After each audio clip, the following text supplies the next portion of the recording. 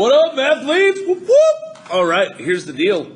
We're just getting your brains going after we've had a long break. So this is a little practice on identifying slope and the y-intercept, and we're just going to do it until it just gets in our brain. And you're like, it's like that time when I played Rock Band, or actually it was Guitar Band. What was it? Guitar? No, yeah, it was Rock Band. It was Rock Band. Okay. My wife and I played Rock Band for like 2 weeks straight, probably several hours a day before we had kids. And I would dream about those notes just going up in my head. For those of you that play Guitar Hero or anything like that, you understand where I'm coming from. So anyway, we're just going to do a lot of practice on this. So again, what do we know? This is slope-intercept form. Why? Because it's y equals mx plus b. Boom. So we've got our slope here. We've got our y-intercept there, and we're just going to identify that. So like on this first one right here, I've got my slope, 5. I've got my y-intercept, positive 2. Let's go to one over here. I want to make sure we understand when there's negatives. What do I have here? I have a slope of 3, and I have a y-intercept of negative 1. Got to take that negative with it, right? Okay. All right, so let's do a weird one down here. I've got a slope of 1/3. What is my y-intercept? Well, if it's not there, it's 0. There we go. Okay, we got some other type of practice we're going to do. So we got a few different things we're going for. So this one right here, I want you to have some table practice. You're going to have practice doing 3 points. You can pick any x values. They picked 0, 5, negative 2. Honestly, I would pick 0, 1, and 2. But here's how you're going to solve it. You're simply going to say, all right, y equals 2 times 0 minus 3. I'm just using their values. 2 times 0 is 0. I'm left with minus 3. And pick their next one. Y equals 2 times 5 minus 3. 2 times 5 is 10. 10 minus 3 is 7.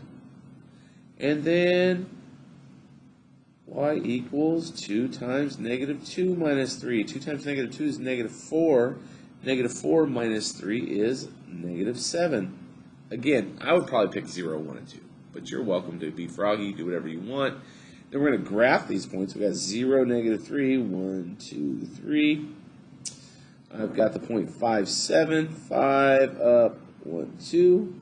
And the point negative 2, down, negative 7.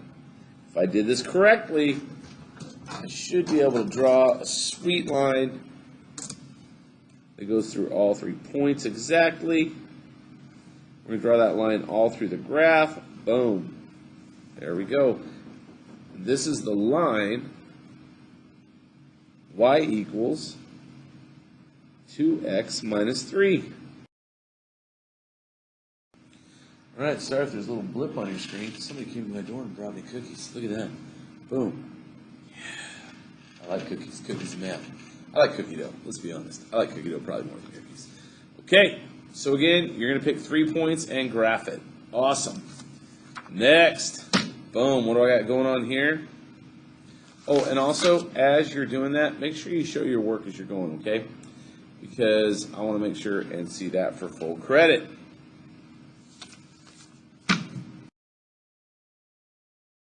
Okay. All right. And what we have here is now we're going to do some graphs given a point and a slope, right? So I've got the point right here, negative 2, 4. So I'm going to go negative 2, negative 1, 2, 3, 4. And then my slope is my roadmap. Don't forget that. It's rise over run, right? Rise over run. And I'm going to go, it tells me I'm going to go up 1, 2, 1, 2, 3, 4, 5.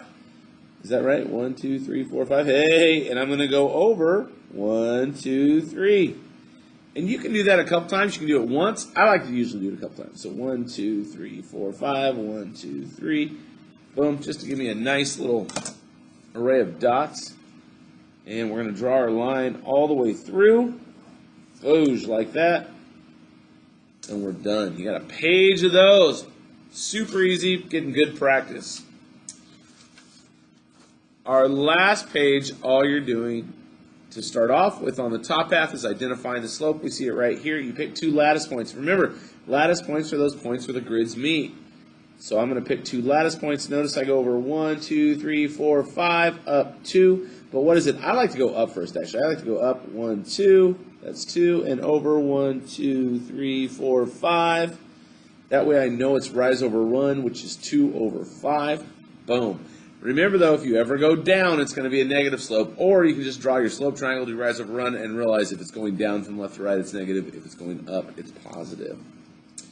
And then the last half of the page is taking whatever point they give you and just following the slope. So this says negative 3, 4, so I'm going to go down 1, 2, 3, and over 1, 2, 3, 4, and then connect the dots, and you got your line. So a lot of line drawing, a lot of practice with slope-intercept form.